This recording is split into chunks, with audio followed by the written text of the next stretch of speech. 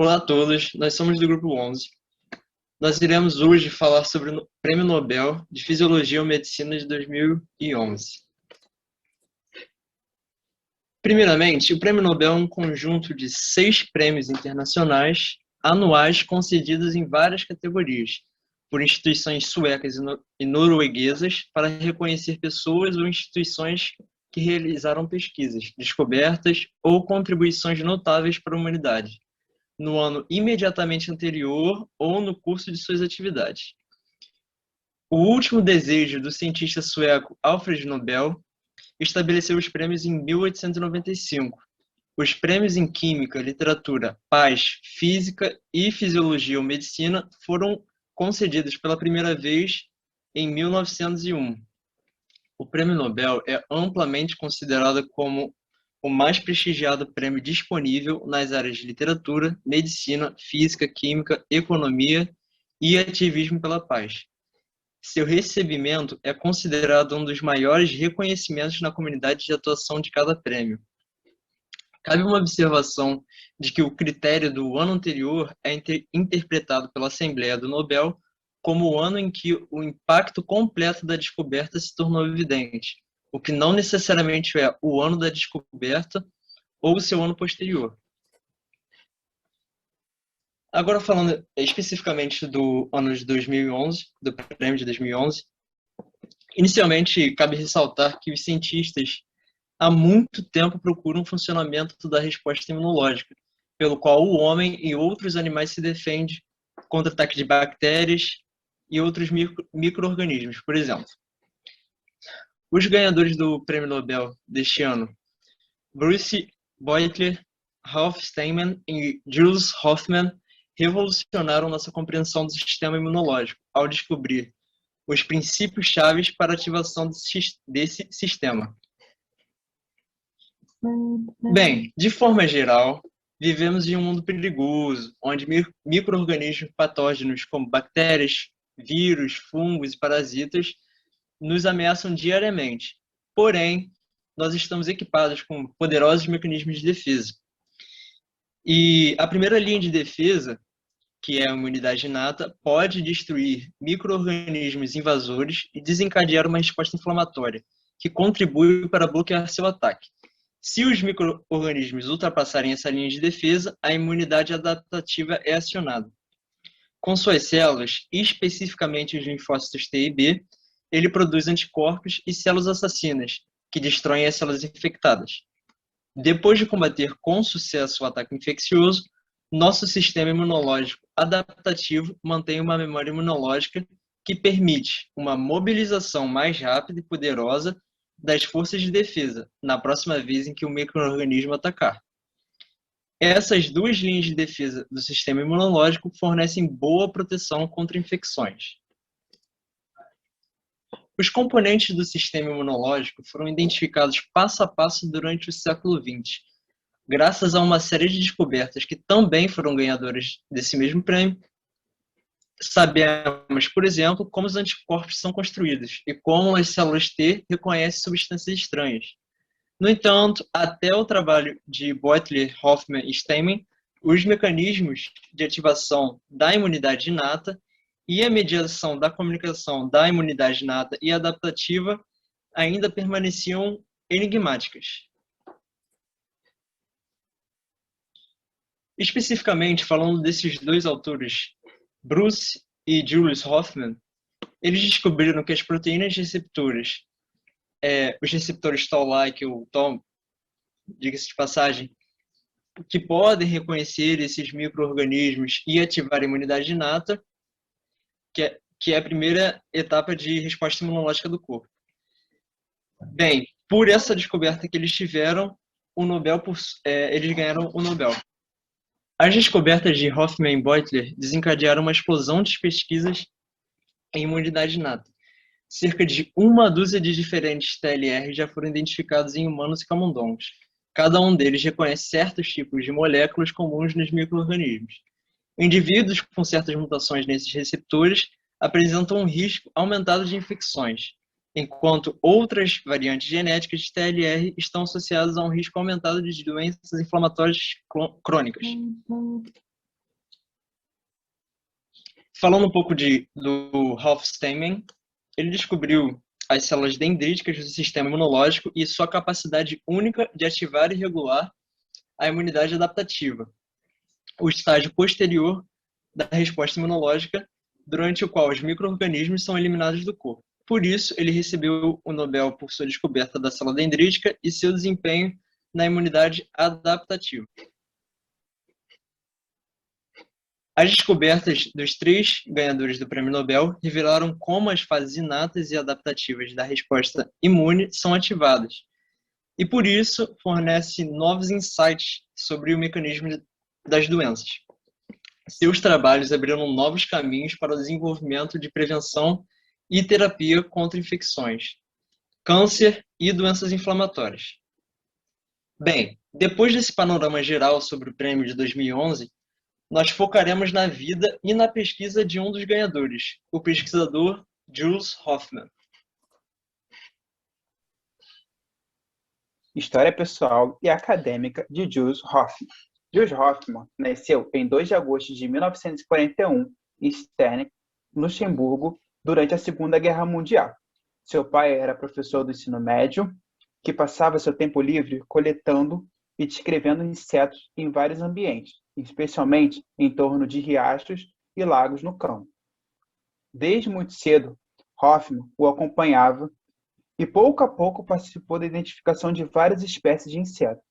Isso o levou a publicar aos 17 anos seu primeiro artigo sobre o percevejo acático, em Luxemburgo, período que gerou nele um fascínio por insetos. Depois de terminar o ensino médio em Luxemburgo, partiu para a Universidade de Starbuck, na França, onde estudou biologia, em particular zoologia e fisiologia. Após a formatura, ele teve a sorte de ser aceito para uma vaga de doutorado concedida pelo professor Pierre Julie, presidente do Laboratório de Biologia Geral do Instituto de Zoologia. O Laboratório de Julie era o único do grupo fazendo pesquisas experimentais em modelos de insetos em Starbuck. Os estudos do laboratório eram focados no controle endócrino e neuroendócrino do desenvolvimento e reprodução de insetos. O laboratório também tinha um interesse particular em diferenciação da fase em gafanhotos, que representou também uma grande praga no norte da África e oeste durante aquela época. A posteriori, o professor Julie propôs para ele o estudo das defesas antimicrobianas em gafanhotos. Além disso, Julie explicou que seu laboratório havia ao longo de décadas transplantado os órgãos endócrinos e até cérebros inteiros de um inseto para o outro, sem nunca tomar precauções antissépticas. Mas ele nunca tinha observado o aparecimento de infecções oportunistas. Para o professor Julie, isso só poderia ser explicado pelas defesas antimicrobianas desses insetos. Nesse sentido, Hoffman ficou muito animado com esse projeto de pesquisa. E com uma análise da literatura existente na época, ele percebeu que muito pouca informação estava disponível sobre as reações antimicrobianas em insetos. Consequentemente, isso fomentou o início de suas pesquisas sobre imunidade nos insetos. Por fim, após o período de residência em Marburgo, na Alemanha, Hoffman retornou a Estrasburgo, onde atuou como diretor de laboratório de pesquisa do Instituto Nacional Francês, Centro Nacional de Pesquisa Científica, CNRS, sigla em francês. Ele também atuou como professor na Universidade de Estrasburgo. Em 2011, ganhou o Nobel de Medicina e Fisiologia. Agora vamos explorar um pouco os elementos estudados que foram fundamentais para o desenvolvimento dos experimentos. Os esforços dos pesquisadores foram voltados à identificação de peptídeos antimicrobianos induzíveis em insetos do gênero Phormia, gerando a caracterização do polipeptídeo diptericina. O gene da diptericina foi codificado, clonado e o seu padrão de expressão foi analisado em moscas submetidas à injeção de uma mistura de bactérias. Foi possível notar uma particular atividade contra bactérias gram-negativas. O gráfico indica justamente o aumento de atividade antimicrobiana no plasma da hemolinfa 48 horas após a injeção de bactérias, em relação ao seto controle indicado aqui pela reta azul. Em conjunto com inúmeros pesquisadores do laboratório Bowman, foram identificadas outros peptídeos antimicrobianos, como as cecropinas, indicando que o corpo gorduroso de moscas, que corresponde ao fígado em mamíferos, é responsável pela produção de peptídeos antibacterianos. A alta velocidade com que peptídeos eram produzidos estimulou a análise dos respectivos genes, indicando que em seus promotores havia sequências similares aos sítios de ligação do NF-κ-beta em mamíferos. NF-κ-beta é um ativador transcricional, responsável pela indução da expressão de proteínas imunes, dentre outras. Em pouco tempo, foi observado que o genoma de Drosophila possuía 2 membros da família do NF-κ-beta, denominados gene dorsal e DIF. Com a participação de receptores TOL, a translocação nuclear da proteína dorsal correspondente, relacionada diretamente com a expressão de diptericina.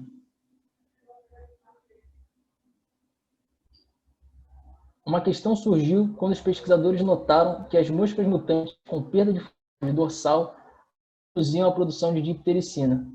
Para analisar essa constatação, foram usadas células mutantes com alterações na cascata de fenoloxidase, denominadas Black Cells.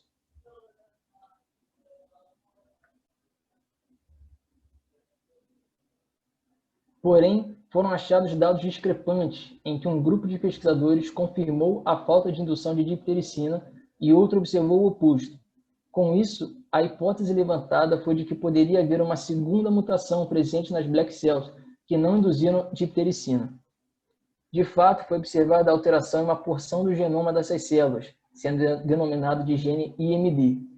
Com isso, foi concluído que a indução imune do peptídeo antibacteriano diptericina depende do gene IMD e independe do gene dorsal.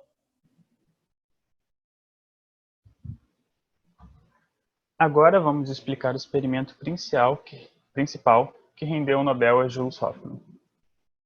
Motivado pela descoberta da drosomicina, um agente antifúngico alguns anos depois, foi feito um novo experimento que relacionava a produção das proteínas de defesa a indivíduos mutantes para diversos genes da cascata dorsal. O experimento foi feito da seguinte forma. Indivíduos mutantes para cada uma das proteínas dessa via foram submetidos a um desafio imunológico e, após 6 horas, medida a produção dessas diversas proteínas antimicrobianas. Também foram avaliados mutantes nocaute para cactos e com atividade TOL, independente de ligante. Os resultados mais marcantes podem ser resumidos para drosomicina e cecropina A. Tanto para um quanto para o outro, a ausência de moléculas downstream ao TOL na cascata dorsal não apresentaram uma produção relevante de proteínas, ao contrário do que é visto para as moléculas upstream. Ou seja, seria o receptor TOL o ponto principal responsável pelo desencadeamento de uma resposta para a produção dessas proteínas. Além disso, indivíduos deficientes para cactos ou com receptor TOL de atividade independente de ligante apresentavam uma expressão de drosomicina constitutivamente, observação que não vale para a cecropina A, e possivelmente indica que a via TOL participa, mas não é a única necessária para a expressão de cecropina A, enquanto que seria a única necessária para a produção de drosomicina. Por outro lado, indivíduos que apresentavam a mutação IMD, apesar de expressarem drosomicina sob desafio, não expressavam outras proteínas de defesa. A elaboração de um mutante para IMD e TOL gerou um indivíduo imunodeprimido incapaz de produzir qualquer uma das proteínas de defesa.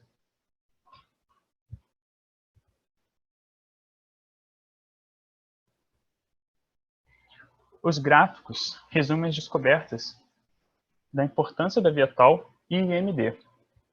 Indivíduos comprometidos nas duas vias apresentam uma taxa de mortalidade maior em qualquer um dos experimentos, enquanto indivíduos imunodeficientes em TOL apresentam mortalidade maior ao desafio fúngico, em B, e indivíduos deficientes em IMD apresentam mortalidade maior ao desafio de bactérias gram-negativas, em C.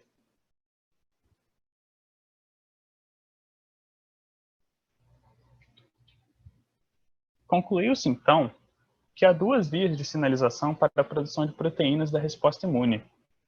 Uma via mediada pelo receptor TOL, responsável pela produção de antifúngicos, e uma via mediada pelo IMD, responsável pela produção de bactericidas, sendo que a interação dessas duas vias é responsável pela produção de outros genes antimicrobianos.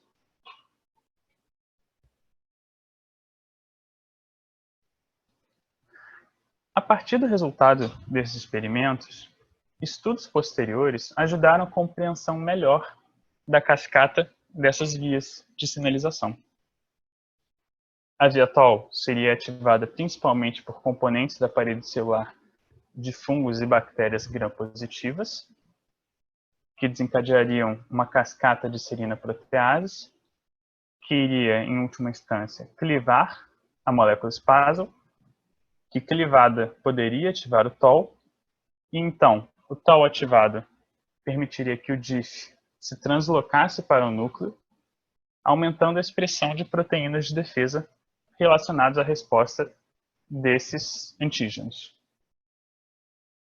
Enquanto que a via IMD seria ativada por bactérias.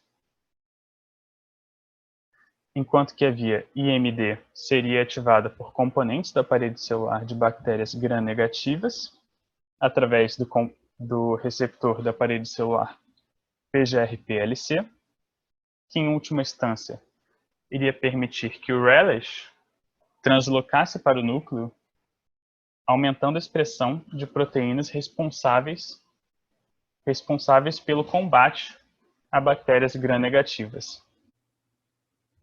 Como conclusão, podemos dizer que o Nobel de Medicina e Fisiologia de 2011 foi muito importante como veículo de entendimento de mecanismos tanto de ativação quanto regulação da imunidade. E com o enfoque em Jules Hoffman, como a gente fez nesse trabalho, a gente pode dizer que se tratou de um cientista brilhante que, junto da sua equipe, ele investigou como mosca de fruta combate infecção, como moscas de frutas combatiam infecções. E foi por meio dessa investigação que ele conseguiu acompanhar e decifrar funções de diferentes genes importantes, como o TOL e o MD, que ajudaram a elucidar a sua relação com o processo de formação de uma defesa eficaz contra patógenos, tais como bactérias e fungos. Então, os trabalhos desenvolvidos por Jules Hoffman, principalmente no que se refere a seus achados no campo da imunidade inata, foram fundamentais para um melhor entendimento do processo de resposta imune. Afinal, elas forneceram novas informações sobre a ativação e regulação do sistema imunológico. Isso possibilitou, por exemplo, o desenvolvimento de novos métodos de prevenção e tratamento de doenças. Um exemplo muito importante foi a melhoria de vacinas contra infecções. Além disso, a gente também pode falar que tais descobertas nos ajudaram a entender o porquê que o sistema imune pode atacar nossos próprios tecidos. Então, ele começa a fornecer pistas para a gente para novos tratamentos de doenças inflamatórias. Bom, gente, esse foi o trabalho do Grupo 11 de Imunologia. Gostaríamos de agradecer a atenção de todos e esperamos que tenham gostado. Obrigado.